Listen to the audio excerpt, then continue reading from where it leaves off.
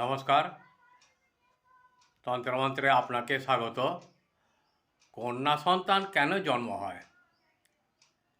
এক, শাস্ত্রীয় বিশ্বাস অনুযায়ী কন্যা সন্তানের জন্ম বহু জন্মের পুণ্যের ফল ও এটি একটি সৌভাগ্যের চিহ্ন।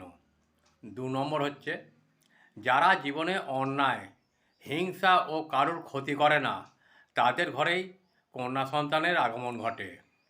3, কন্যা সন্তানের দায়িত্ব শুধু আর্থিক নয়, মানসিক ও সামাজিক দিক থেকেও গুরুত্বপূর্ণ বলে ধরা হয়।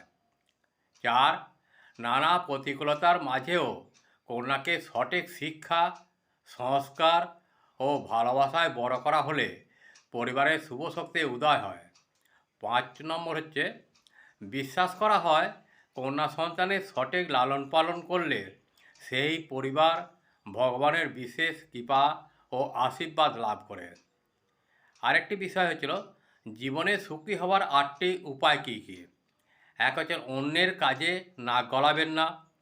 2, ক্ষমা করে মনে রাখবেন না। 3, হিংসাকে মাটিতে ফেলে চাপা দিন।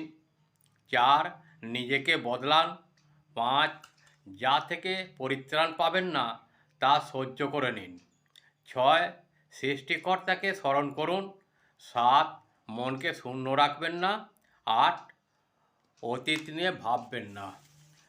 যদি আমার এই প্রয়াসটি ভালো লাগে তাহলে আমাকে একটা লাইক, শেয়ার ও সাবস্ক্রাইব করতে ভুলবেন না। যারা আমাকে সাবস্ক্রাইব করেছেন তাদের উদ্দেশ্যে জানাই আন্তরিক ভালোবাসা ও বড়দের প্রণাম। এইভাবেই আমার পাশে থেকে সাহায্যের হাত বাড়িয়ে দিন, কারণ আমি কোনো টাকা পয়সা পাই না। অনেক বইপত্র কিনতে হয় ও বহু সময় ব্যয় করতে হয়। আপনাদের একটি সাবস্ক্রাইব আমাকে একটু আলোর দিশা দেখাতে পারে, তাই অনুরোধ, সাহায্যের হাত বাড়িয়ে দিন। শেষে বলি, মা তারা, ঠাকুর রামকৃষ্ণ, মা সারদা, বাবা বামদেব সকলকে ভালো রাখুন, সুস্থ রাখুন এবং সকলের মঙ্গল করুন। নমস্কার, ভালো থাকবেন, ভালো রাখবেন।